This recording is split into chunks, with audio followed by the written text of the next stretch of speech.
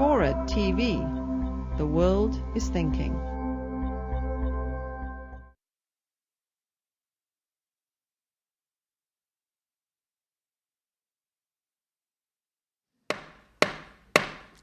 Good evening and welcome to our Commonwealth Club Silicon Valley program brought to you from the Coverly Theater in Palo Alto.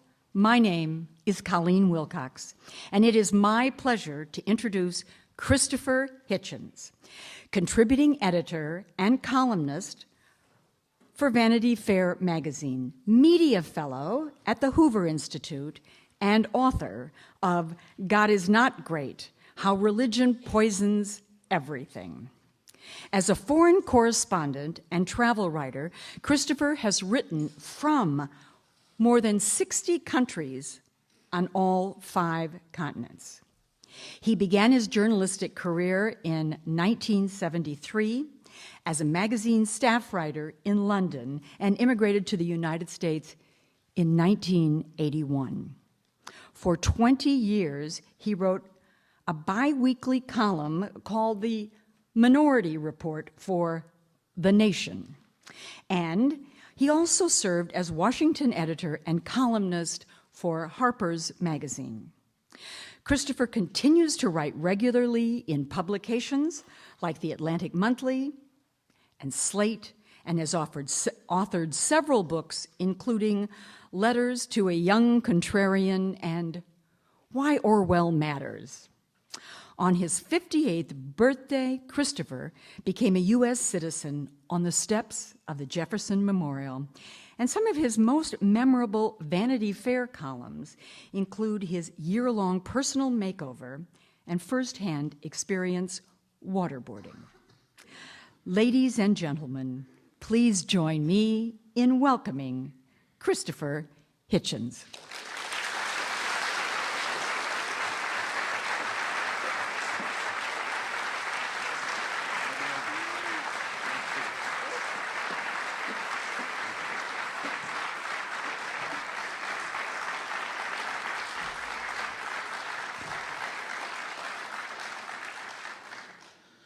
Thank you, Angel, for that suspiciously terse introduction, grudging introduction. Thank you, ladies and gentlemen, brothers and sisters, for coming. I apologize for the spider bite that makes me limp in this cretinous way to the podium, but this is part of the price that one pays for the mid-peninsula idyll at this time of year.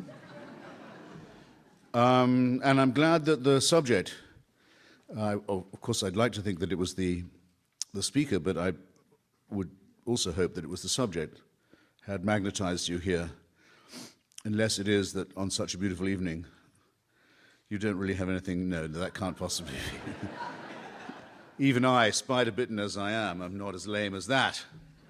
No, look, this is a grave moment, and it's a time to revisit a phrase that became a cliché a little while ago in the hands of our last president, the concept of the axis of evil, and my claim to expertise on this is simply that I am, as far as I know, the only writer to have sampled the different conditions of these 3 regimes, or samples of regime. The kind of government, as I'll start right out by phrasing it, considers the citizen essentially to be the property of the state. The danger that that sort of government poses not just to its own people or to its neighbors, but actually to the civilized world order. And the discrepant forms in which that takes, and in which one might have to think about it and possibly even think about confronting it. And we only have about an hour, I'm told, together, and you can count on me to do most of the talking, or at least that's what I aim to do, either Q&A or directly addressing you. But what I want to do is take no more than the first half, just to give you an idea of what these systems are like and why you should mind, and why you should take an interest. I suppose I'll start with Iraq, which was best described by, has best been captured by, under its old regime form, a brilliant author, an Iraqi English, half Iraqi, half English author called Kanan Makia, who had to write for a long time under a protective pseudonym of Samir al-Khalil, and wrote a tremendous book called The Republic of Fear, which is the best four-word description that one could have of the regime of Saddam Hussein. If you can get hold of it, and you can, if you go back to look at the program that Kanan Makia and Hodding Carter once did for public broadcasting, you can actually get to see one of the most chilling, annihilatingly chilling, actually, videos ever made in the 20th century. It shows the moment at which Saddam Hussein, the actual moment at which Saddam Hussein seized power in Iraq for himself. We don't have that moment in Germany. We don't have that moment in Russia. We know what happened after the Kirov assassination in Leningrad and the opportunity it gave to Stalin to seize supreme power. We know roughly what happened in the night of the long knives, when Adolf Hitler realized that he could massacre every rival of his, not just in German politics, but within his own party, which is always the crucial thing. But with Iraq, we do have the actual moment, and you see it. There's the Central Committee of the Ba'ath Party, perhaps 100 people, are sitting in a very formal array in a conference room. And Saddam Hussein is chairing them from a podium, smoking a large cigar.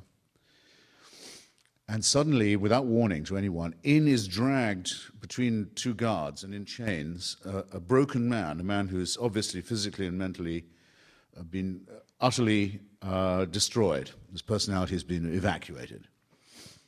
And prodded a bit, he stumbles through a confession that implicates himself and others in a plot to destroy the Iraqi Republic, to remove the regime of the Ba'ath Party, and to ruin the Iraqi revolution, the counter-revolution, in other words. He says the regime behind it is the Syrian regime. It could have been anybody. It could have been international Zionism. It could have been anything you like, but he actually implicates, in this case, the Syrian Ba'ath Party rivals. Having confessed for himself and having begged to be executed for his crimes, having been reduced to a state of complete abjection, the man then says, the following members of this Central Committee were with me in this plot, and he begins to read out their names. Slowly. And as this happens, you can see it. The guards move every time a name is mentioned, and they grab the member of the Central Committee and lead him out of the door. And after about a dozen of these, there's panic. Sheer animal panic starts to spread among those who haven't yet been named, and in the hope that they're not going to be.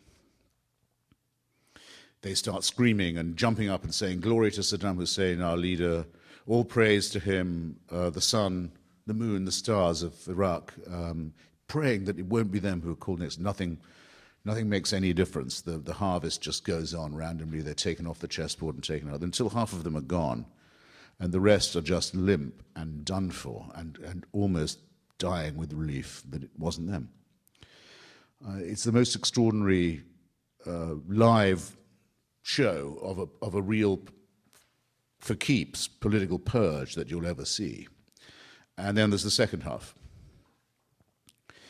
which has been seen by much fewer people and was not shown on PBS, where the surviving half are told to go out in the yard and are given guns and are told to shoot the convicted half. Now they're in the plot. Now they are cemented to the leadership. Now, Kanan Makia in his book says correctly, he says, Hitler wouldn't have thought of that. Stalin didn't even think of that, and he thought about these things a lot, about how to get one member of the Central Committee to betray another member and keep them all guessing so that you're the ultimate beneficiary. But this is that added little touch of sadomasochistic genius. This is the adding of The Godfather and The Soprano to the mixture of Nazism and Stalinism that was, in fact, the birth of Ba'athist ideology to begin with, in case you don't know or haven't studied it.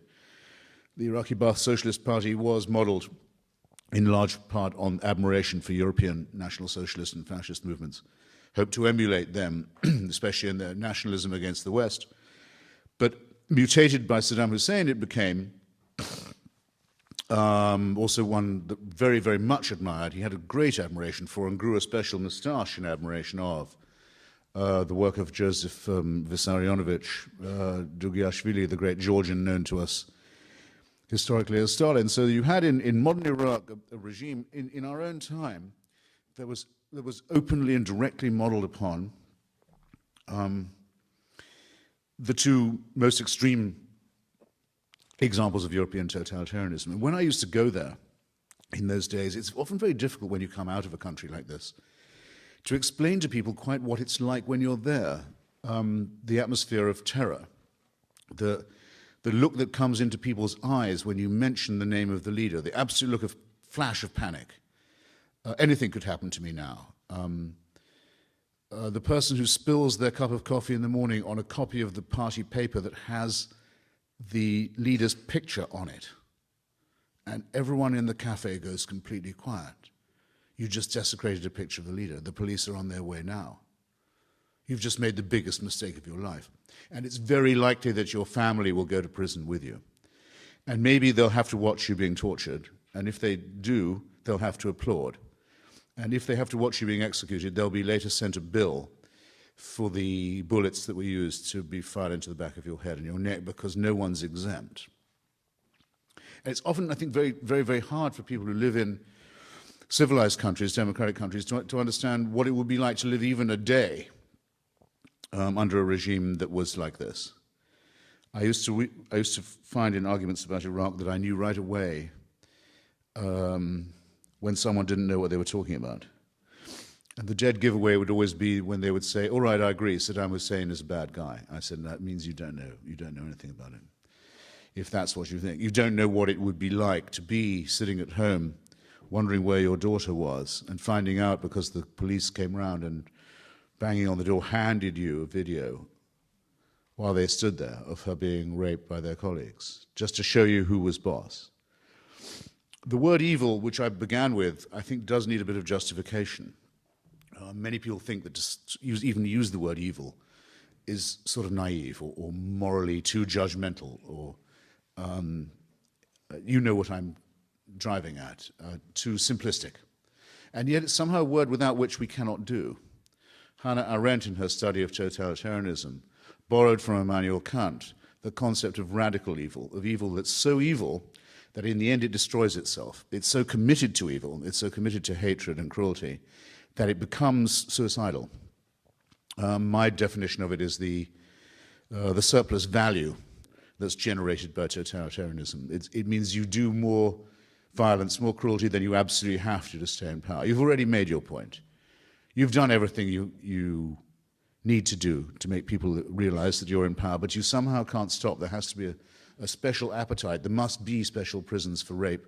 There must be special graves, mass graves, just for children. There must be the desire to see how far you can go.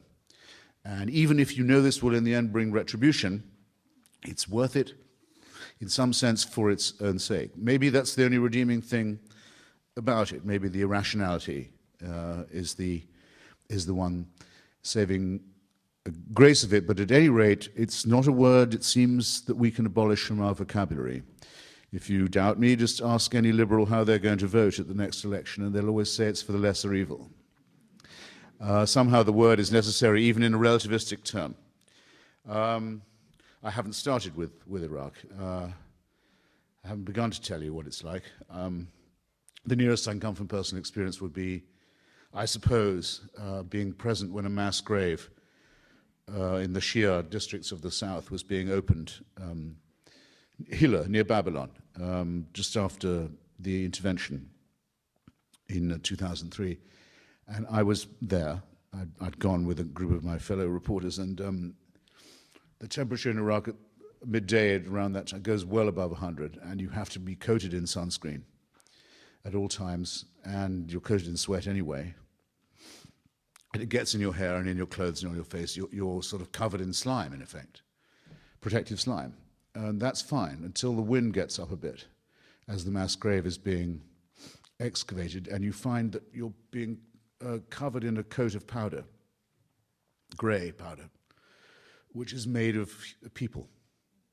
It's the filth and the smut of people who've been buried en masse for a long time, are just being dug up and are being now blown around in a grey cloud. And if you want to feel dirty, if you want to feel dirtied up by the experience of fascism, try finding that you're 12 hours away from a shower and you can't get dead person out of your hair or off your face. There's nothing you can do about it. You're stuck with it. You're tainted. You're polluted, and you're living in a country, or visiting a country in this case, which is digging itself slowly out of a generalized mass grave. So that was Iraq for very nearly 40 years. As I say, I've only time for thumbnail sketches this evening. Vignette. I wrote a piece from North Korea called Visit to a Small Planet, which is a line I stole from a play of Gore Vidal's. Because it did seem to me as if I had left this planet completely to go on this visit to the northern part of the Korean Peninsula, and that it was as if coming back from another spatial body altogether.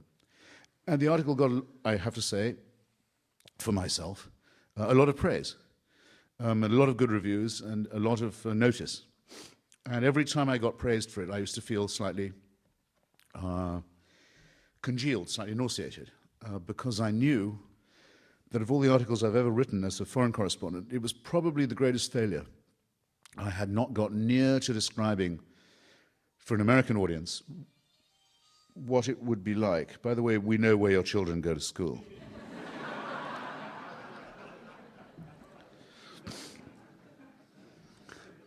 What it would be like to be a North Korean even for a day.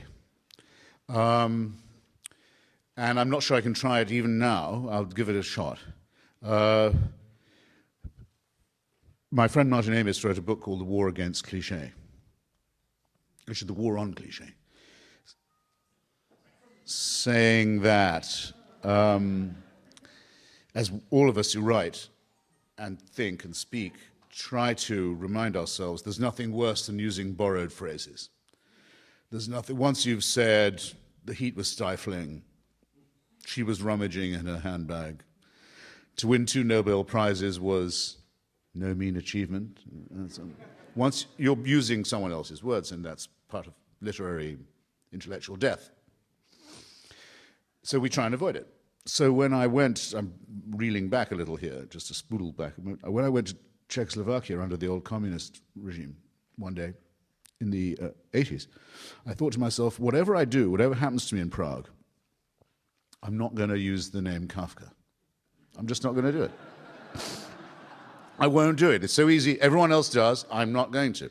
I'll write the first non-Kafka mentioning piece.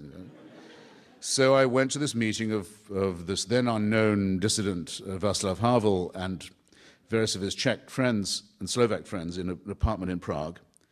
And we thought that no one knew that he had these visitors coming from America. And so, but someone must have given us away, because it wasn't long before the door fell in, and in came police dogs and guys in leather coats and carrying heavy electric torches and truncheons and so on, slammed me up against the wall and said, "You're under arrest and you've got to come with us." And I said, I thought of saying, "I demand to see the ambassador." I said, "Well, on what's the charge?" And they said, "We don't have to tell you the charge." And I thought, fuck. Now I do have to mention Kafka. Totalitarianism is a cliche. Dictatorship is based on cliched thinking, on very tried and tested uniform stuff. They don't mind that they're boring. They don't mind that they're obvious. Their point is made. And I thought, now you're going to make me do it. Well, multiply that by as much as you can, and you have the following surmise. I went to North Korea, finally got in. Took me a long time, had to go under a second identity, had to pay a huge bribe. I was there, I got there. And I thought, I know what I'm not going to say about North Korea. I'm not going to say it. That school children are marched to school carrying pictures of the dear leader and the great leader. The loudspeakers speak of nothing but the great leader and the dear leader. At workplaces, there are sessions set apart every day for cries of hatred against the United States and the West and South Korea, I'm still not going to do it. They won't make me say 1984. They just won't make me do it. But eventually they make you do it. You have to, your mind just adjusts to it. The North Korean state was founded in 1950, 51. That's the year 1984 was published for the first time. You think, could it be that someone handed a Korean translation of this to Kim Il-sung and said, do you think we could make this fly? And he said, page through, said, I don't know, but we could sure give it the old college try, because that's what it looks as if they did. There is no private life for a North Korean. There isn't a moment when you are not either on parade or when you're not on parade told to stay indoors. You're not wanted, stay at home, you're under curfew. Lights are out in Pyongyang, and that's the capital city, at 8:30. Can't go out after that, stay in. There's nothing to watch, there's nothing to see. All television programs, when it's working, are all about the dear leader, as are all operas, all films, all concert performances, and all public lectures. There's nothing else to talk about. The life of the human being, this is what I failed to convey in my article, is completely pointless. There's the concept of liberty or humor or irony or happiness or love doesn't exist. You are there simply as a prop for the state. And though it used to be, as with any slave system, that they would feed you in return for your services, that compact broke down a couple of decades ago. Now they don't feed you either. They barely clothe you. At Panmunjom, the so-called demilitarized zone, you've seen the word demilitarized zone, haven't you, in the press, even quite recently. Why do they call it demilitarized zone? Words lose their meaning so fast. It's the most militarized zone on the planet. There are nuclear mines sown in that DMZ. There's a concentration of force and violence on either side of it that is unequaled anywhere. It's the most militarized zone in the world. That's the only place where North Korean and South Korean soldiers meet directly, face to face, staring at each other across the table. They change guard about 5 or 6 times a day. The North Koreans naturally put up their best soldiers to stand there, to put the best, bravest, toughest face on North Korea. The best ones they can find are 6 inches shorter than the South Korean ones now. That's what a famine state is, on top of a slave state. We now have millions and millions of North Korean children totally stunted in mind and body, who will have to be dealt with at some point, who have been raised to believe that they live in a regime that is run by a god. And I must just indicate, I was going to do this later, but I'll say it now. There's a thing that it took me ages to notice about reading George Orwell's 1984. I wrote a book about it. I've written many articles about it. It took me a long time to notice something that's so obvious that it's crying to be said. In 1984, it's assumed there's no more religion. There's no church in 1984, not even a tame state church. There's nothing. No one mentions the idea of faith, except in Big Brother. Quite interesting. It's as if it's an entirely secular dictatorship. In North Korea, you might think that was the case, since it has an officially communistic ideology, but it's not. It's the most religious state it's possible to imagine. It's actually two people who have been fused into one. Maybe this is reminding you of something. There's the Father, and there's the Son. It's one short of a trinity. Another way of phrasing it is this. When the president, our president, writes to Kim Jong-il, the son, the dear leader, he doesn't call him Dear Mr. President. He calls him Dear Mr. Secretary. You ever noticed that? Why is that? Because he's not the president of North Korea. He's the head of the Communist Party, the North Korean Workers' Party, and he's the head of the army. He's not head of the state. The head of the state is his father, who's been dead for 15 years. So it's a necrocracy, if you like.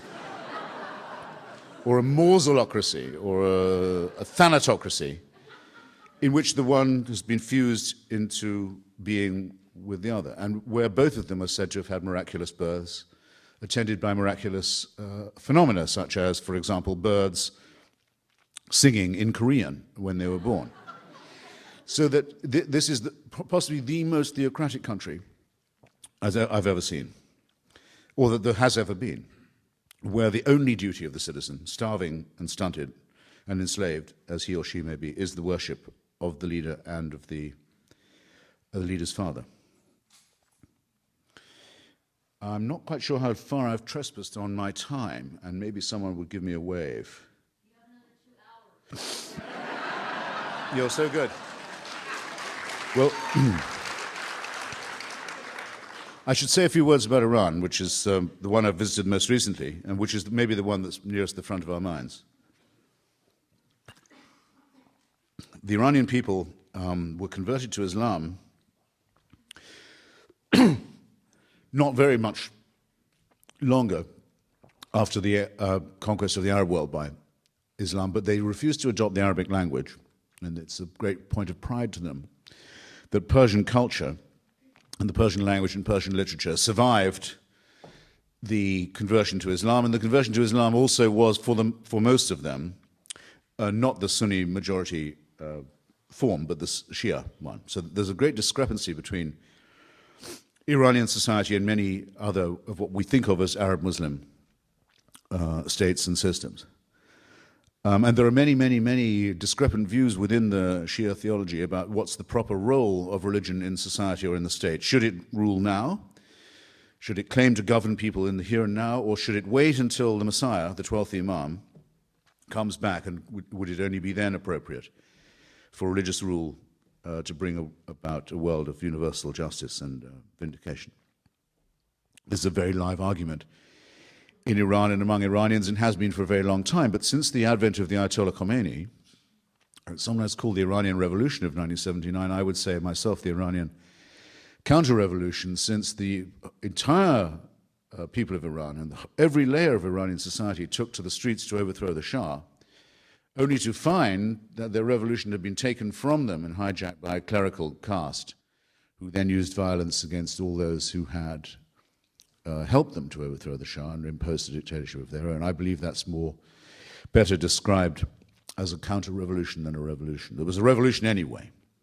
But ideologically, the version of totalitarianism I'm talking about here has a religious name.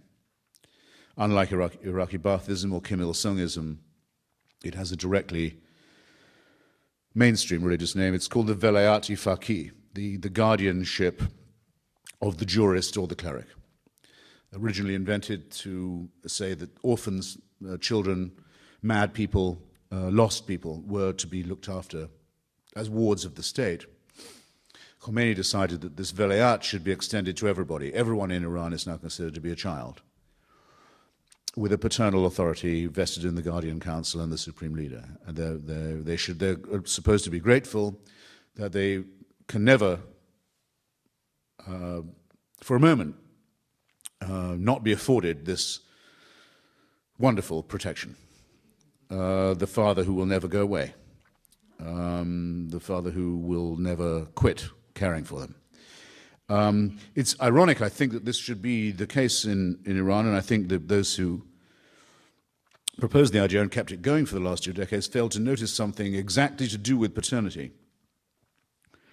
The Iranian people lost, we think, at least 1 million, maybe 1.5 million young people in the terrifying war that they waged with Saddam Hussein. In order to make up the numbers, after this very depleting war, the Ayatollahs promised Iranian mothers very large subsidies if they would breed more children, which they did. If you had a large family, 4 or 5, you would get a great deal of state subsidy. The consequence is what I call a baby boomerang. There are now, we think, probably more than 50% of the Iranian population is under 25. And it's rather outgrowing the tutelage of parenthood. And so the mullahs have, by accident, by unintended consequence, brought about a generation that doesn't like them. In particular, among the females. So that the moment is coming, I think it may already in fact have come, when the Velayat-i Faqih will no longer work. But in the meantime, the appearance of an open society, not an open society, but a relatively open one when compared with Saddam's Iraq or North Korea, but where all is allowed, but all is guided, and all is finally decided by a Guardian Council, has reached the point that Lenin described. Excuse me, the point that Lenin used to describe as a revolutionary situation, viz., a situation where the old order cannot continue in the old way, is unable to do so, and where those whom it rules do not wish, have no further desire to be ruled in the old way. So, the crisis of totalitarianism with which I began is now where I'll stop, because I've just got the relevant signal. And to say that there is, and we must hope that this is a constant finding. We may be flattering ourselves as mammals and primates, but it could be that there is something incompatible between us and our needs and our desires and our nature and the idea of a human system that can guarantee everything, that can control everything, that can know everything, and that can control and know and run everybody. And on that hope, we must repose our own hopes. So thank you for being my prisoners, and I look forward to being your hostage in the next half. Thank you.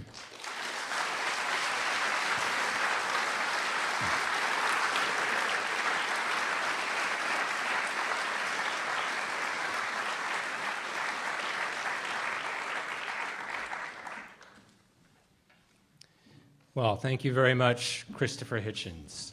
Good evening. My name is Stephen Saum, and I'm the managing editor of Santa Clara magazine, and I have the privilege of moderating your questions tonight, of which there are many, many, many, and many of them having to do right with where you left off, Christopher. Are you hopeful about what's happening in Iran right now? Yes. I have a lot of contact with Iran through former students of mine, friends of mine, through the email system.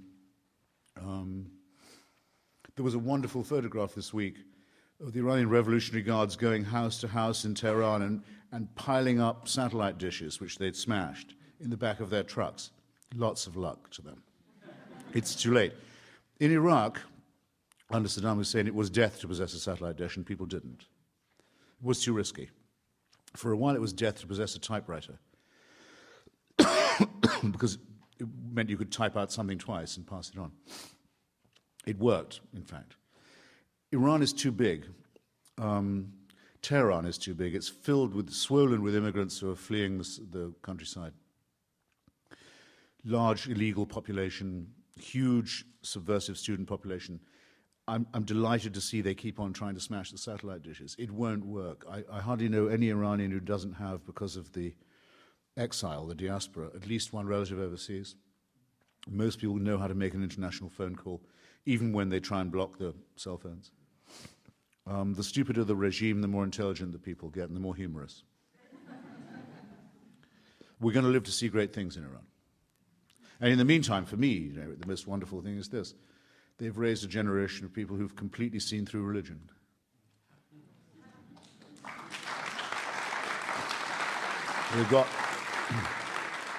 They've got no more use for these verminous mullahs at all. It's a wonderful thing to see. So a number of questions ask, what do you think U.S. policy should be toward Iran and in conjunction toward North Korea? Some folks, of course, worrying about an Obama administration that would be more likely to fall victim to appeasement. Well, the problem is this. There are two, not tracks, there are two clocks ticking in Iran. One is the democracy movement clock, which is ticking now faster than it was, but it's got a lot of catching up to do. And the regime, remember, still has the monopoly of violence. And the Basiji and the goons who they employ may only represent 5 to 10% of the population. I'm sure not more, but they do have a lot of force at their disposal, and they're very ruthless. And then there's the clock that's ticking towards nuclear weaponry, towards where these same goons will have nukes.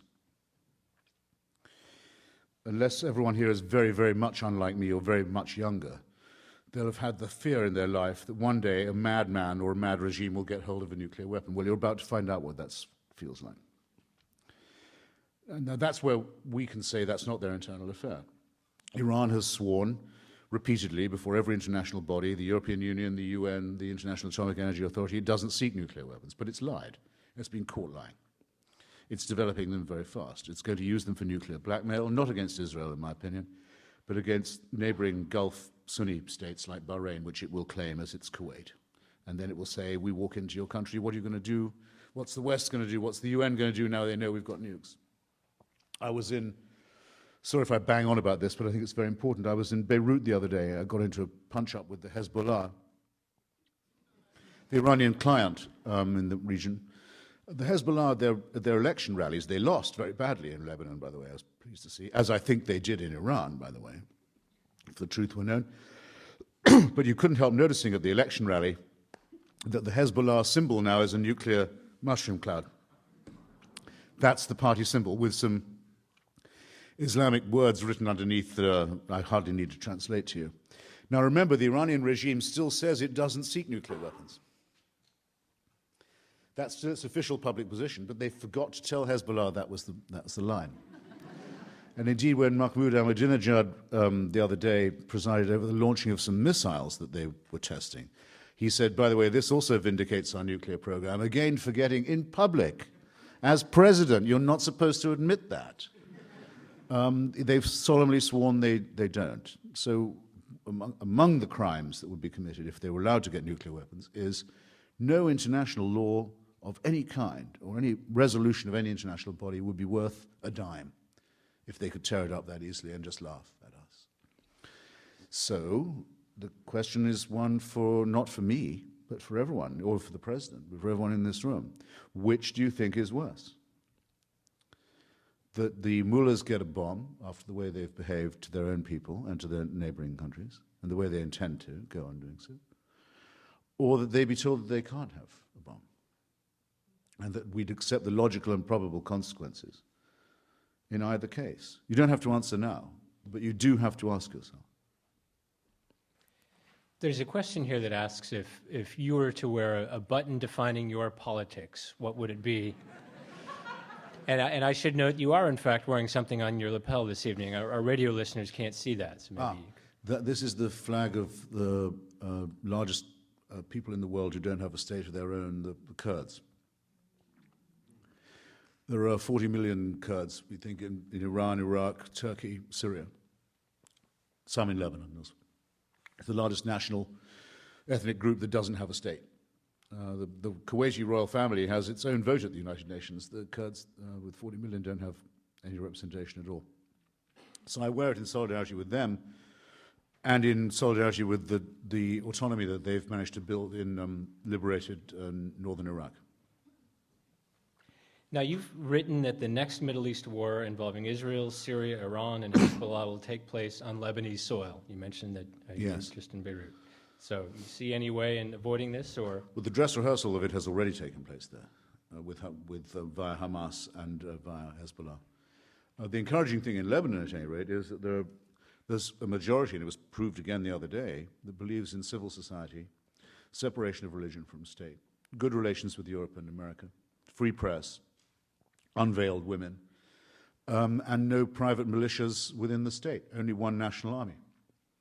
They don't want a Hezbollah private Shia militia that's armed and trained by a foreign power, and all that goes with that. So we have to make it our business, I think, to make it plain to people like that we are on their side and they needn't be in any doubt of it. Now, are we sure that that is what they in fact think or are in fact hearing from Washington? I'm not at all certain that it is. It's a shift in geography now, but staying within the axis of evil. What about the two journalists who are being held in North Korea? What can be done to free them? Well, like everybody else in this drama in Korea, those young ladies are hostages. Everyone in North Korea is a hostage by definition. They're slaves of the state. They're disposable robots and treated and considered as such. But unfortunately, so are the South Korean population because, as most of you will know, the capital city of South Korea, now at last, after a lot of struggle, capital city of a democracy, Seoul, is very, very near the border with North Korea. And it's believed by good judges that North Korea could destroy the capital city, Seoul, in a matter of hours, just by saturating it with conventional fire, of which it has enormous batteries stacked next to the border. So that if we were to decide to denuclearize the increasingly promiscuous North Korean testing grounds and proving grounds, which we could do in an afternoon ourselves, a very easy thing to take out North Korea's nukes, we don't know that they wouldn't be crazy enough to destroy millions of their fellow countrymen in the South as a revenge. So everyone's a prisoner. Everyone's in a stick-up with a mad hijacker, and no one's willing to call this person's bluff. Now, I don't think this can go on for very much longer. Something has to give in this. Why do I say that? Well, one more such test, either of a missile or a bomb, by North Korea, and the Japanese will say that's it. We can go nuclear too. We know they can. The Japanese have all the resources. They have all the stuff for a bomb. It's in different corners of the room. They just have to pass the resolution of their parliament, amend their constitution, put the pieces together. Does China want a nuclearized Japan facing a nuclearized North Korea? Do we? You can see where this is going. Which is the greater risk? I'll tell you what I think from the experience of Iraq and other things. Putting it off, putting the confrontation off, makes it worse. It means it's going to be much more horrible when it does come. What surprised you when you went to North Korea? What did you find that you didn't expect to find? Well, as I say, the awful thing was the confirmation of the cliché. I mean, and again, the way that they commit what the Anglican Church calls acts of supererogation. In other words, doing things they don't really have to do. The first thing they tell you when you arrive is, don't make eye contact with anyone on the street. Don't try and talk to a North Korean. Don't try and strike up a conversation. Now, I don't speak Korean, and they knew that. Very few North Koreans speak English. In any case, it was painfully evident that everyone in North Korea had already got that bulletin. Because they wouldn't make eye contact, they wouldn't agree, they wouldn't look at it. Some children would, because they didn't know or it hadn't taken yet. But so it was unnecessarily crude of them to tell me not to do something that I wasn't able to do in any case, that they'd made sure I couldn't do. And it's not the way that you charm your visiting. After all, to get there, I'd had to pretend to be a fan of the regime. Right? So that was pretty rough. I did not see this happen, but a friend of mine swears to it. Getting tired of, you can't go to the opera, you can't go to the TV, you can't go, no movies, nothing except Long Live the Dear Leader. He went to the zoo just to have a walk around the park. And there were some animals, rather morose, half-starved animals, but there they were. And he got to the parrot section, and there was a big parrot looked at him in a sort of beady way. And he looked at the parrot in a rather morose manner.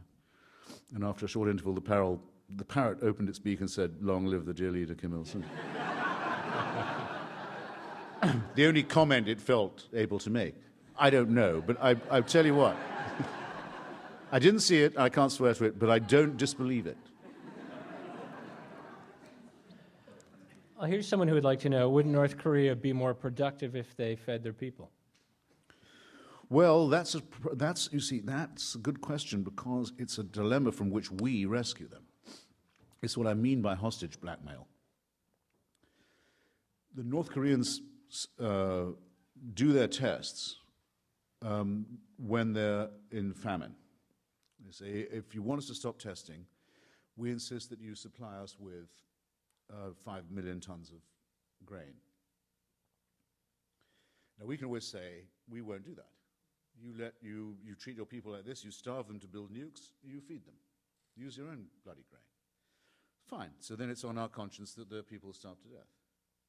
They bet, and they've so far bet correctly, we will, A, go back to the talks, having been insulted by the latest test of the bomb and the missile, and we'll give them the grain.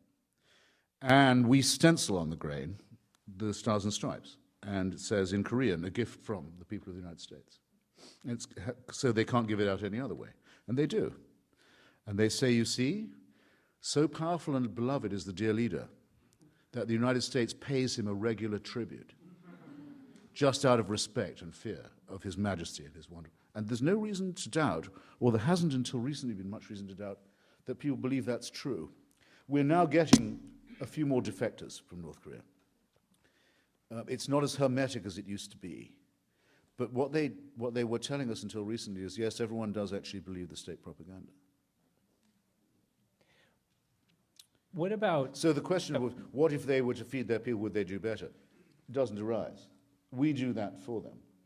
And they couldn't do it if they wanted to, because the only thing that works after a while in a totalitarian system, this happened in Iraq too, the only thing that works, you can't put a Band-Aid on the oil rigs.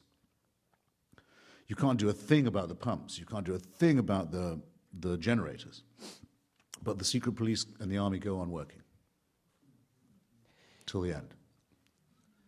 Now, at the beginning of your talk, you gave a very moving description of a man who had suffered torture in Iraq. Here's a question from someone in the audience who'd like you to comment further on the quality of information obtained by torture, and also would like you to consider the confessions obtained from the Bulgarian nurses by the Libyan government, who allegedly infected people with the AIDS virus, injected people with the AIDS virus. Well, the Bulgarian case, which I've studied a bit, does remind one of inquisitional type tortures, the tortures of Christian Europe, sanctioned by the papacy, where it was just a question of how much can you get people to say. It was sort of a game, you know. Did you, in fact, change yourself into a vixen at the full moon and poison the crops and so forth? Yes, I did. You can make people say that. Are you a hermaphrodite? Yes. That kind of thing. The people who waterboarded me actually once, at one point, said, we can get you to say you're a hermaphrodite if we want. And I realized I don't know how I looked to people suddenly. They quite possibly could.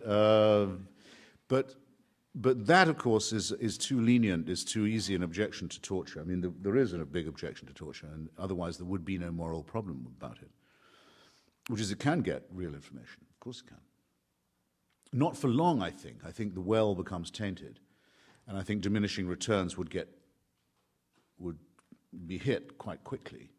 But yes, if it didn't produce results, if it didn't get people to loosen their tongues, there would be nothing to object to about it. Well, one of our audience members would like to follow up on your question, since you mentioned waterboarding. Why'd you make the decision to do that? Well, because I thought that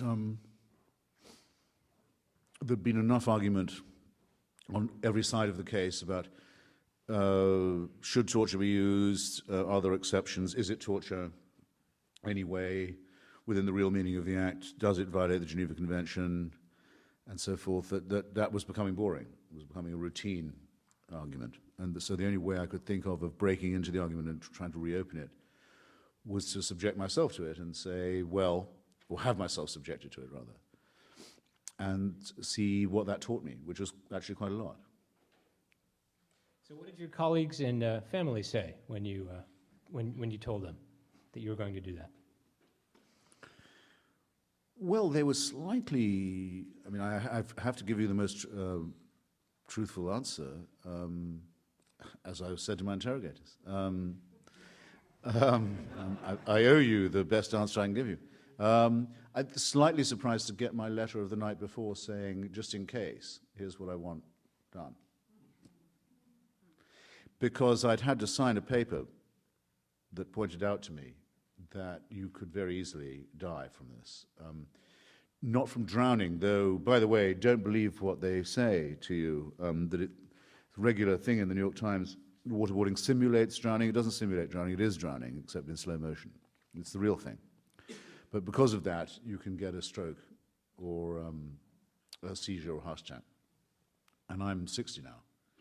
So I had to be indemnified against all this. So I thought, well, I better make some provision and preparation. So I wrote to Carol and said, just in case. I think she hadn't expected to get that. Nor had I been expecting to send such a message for a Vanity Fair assignment. But there you go. These are strange times. 60 seems like a good age to write a memoir, and in fact, rumor has it that you're at work on one. Oh. Is there any juicy stuff that we can look forward Sure. to?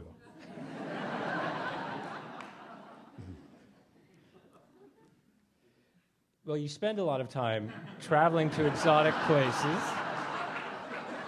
Nice try. When's it in the works, by the way? When should we look for It's it? in the, Kepler's it's books. in the works, all right. It's in the works, all right. So where are you headed for next? What's next on the travel itinerary? Poland, which is actually to do with the memoir. I want to go and look at the landscape where my mother's family came from. The sort of howling wilderness wasteland that was once Germany and is now Poland, that border that kept moving so inopportunely and so horribly for so many people. And I've been to Warsaw, but and other parts of Poland, but I, for a long time, didn't know exactly which strip of land my ancestry came from. So I want to go and look at that and see what thoughts are prompted by it. Well, from Poland, let's hop back across the border to the former Czechoslovakia for a moment. So when you were in Prague, what did they charge you with? Did they plant narcotics in your suitcase like they did to Jacques Derrida, or what did they come up with? The charge, if they had made it, would have been hooliganism. We were told. Because it sounds so awful. And because it can cover almost anything. But it consisted of attending a meeting in a private apartment and bringing printed materials in there and so forth. But we were told that was what we get if we continued to object. In the end, we were just deported, and deportation stamp put in the passport. In your opinion, would the world be a better place, more peaceful, organized, and civilized if organized religion did not exist? Yeah. Bien sûr, it would, yes. It would.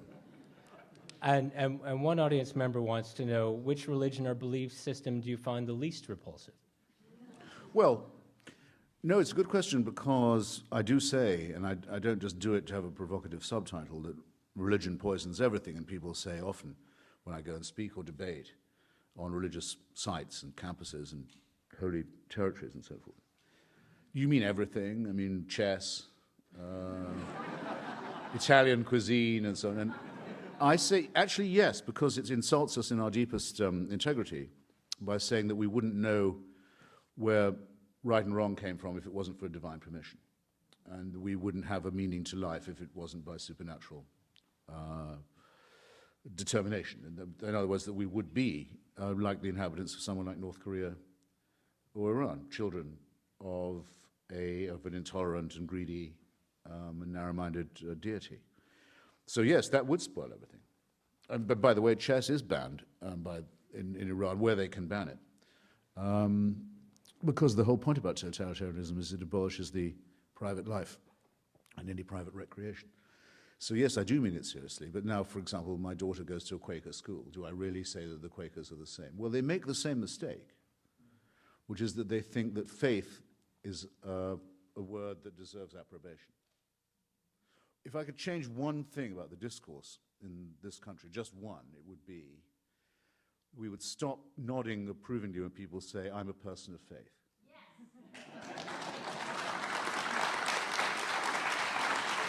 Because what are you nodding at? The guy who you know is a glib asshole for saying it in the first place would, even if he was a sincere asshole, would be saying, I hope you like the fact that I'm willing to take an enormous amount of very important stuff completely on trust without any evidence of any kind. I say, I'm not going to admire that. I think that stinks. So, and I'm afraid the Quakers are just as guilty of saying that faith is a good thing, whereas in fact it's the most overrated of the virtues, if it's a virtue at all. This may or may not be a related question. Have you ever hiked the Appalachian Trail or been to Argentina? Argentina I've done, and there's a very odd bit of the Appalachian Trail near the Housatonic River in Connecticut, where I had a brief stroll on the 4th of July 1977 until the mood for exercise left me again. But Argentina changed my life. Argentina, big deal, Argentina. How so? Well, I was there during what's now called historically the Dirty War, the period where the death squads, the Escuadrones de la Muerte, were roaming the streets of Buenos Aires and picking people up, and the word desaparecido came into our language, the disappeared, using the disappeared as a verb. He's been disappeared, or she's been disappeared. And watching that and interviewing some of the people who'd been victims of it and then meeting some of the people who'd been doing it was a huge thing for me. And,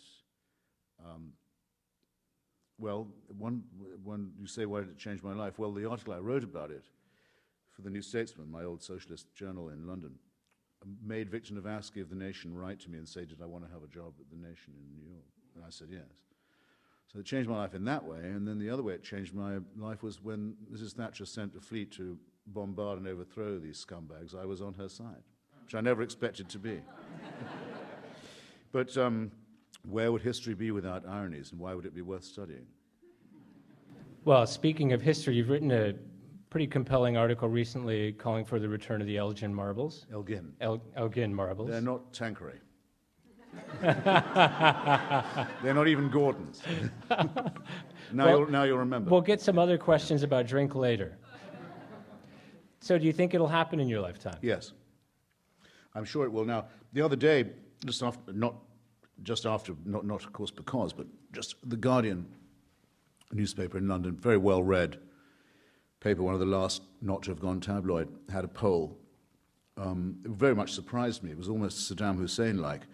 Should they go back to Athens or not? 97% said yes. I was surprised by that. I knew the majority had been going up.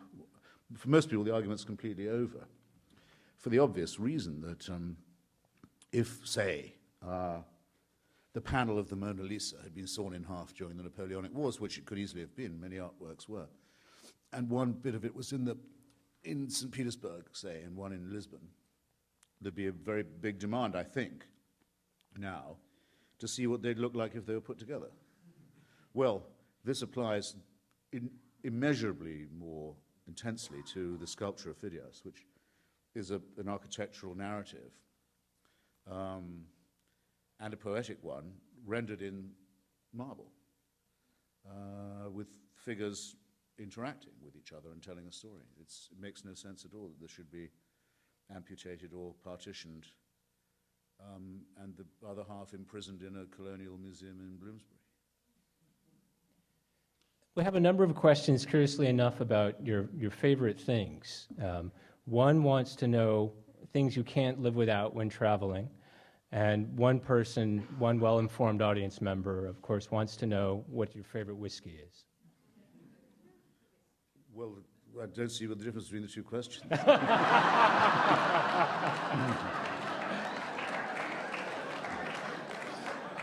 The best blended Scotch in the history of the world, which was also the favorite drink of the Iraqi Ba'ath Party, as it is still of the Palestinian Authority and the Libyan dictatorship, and large branches of the Saudi Arabian royal family, Johnny Walker Black. Breakfast of champions, except no substitutes. Well, here's a question about religion again, about religion and climate change. How do you see religion affecting or being affected by climate change? Well, I've noticed that the more flooding there is, the more bullshit gets taught. I mean, it was very noticeable in the Asian tsunami. Sri Lanka, which is a country I know a little bit and care about, it happened, as you remember, around Christmas, New Year. The Buddhists said, we knew this would happen because of the horrible Muslim slaughter practices. So it was amazing to see how apocalypse or catastrophe makes people behave primitively. The same happens with earthquakes. It will happen when the next big earthquake hits Iran. It'll be very interesting to see, because it's coming like Christmas, that earthquake, by the way. It's coming like a heart attack. whether the government gets blamed for spending all its resources on nuclear weapons and building underground bunkers. By the way, those nukes will be in underground bunkers when the earthquake hits, just the place where you want them to be. Or whether people will say it's because we haven't been sufficient in our devotions to Allah. But there will be those rival schools. There were British bishops in the later flooding in London who said that it was because Tony Blair had legalized homosexuality. This kind of cretinism is incurable. But unfortunately, for those of us who take the warming threat seriously, that means we're going to have to put up with more of it as there's more inundation. Well, at least for this evening, we're out of time. Too much. So thank you very much, Christopher Hitchens. Thanks for having me.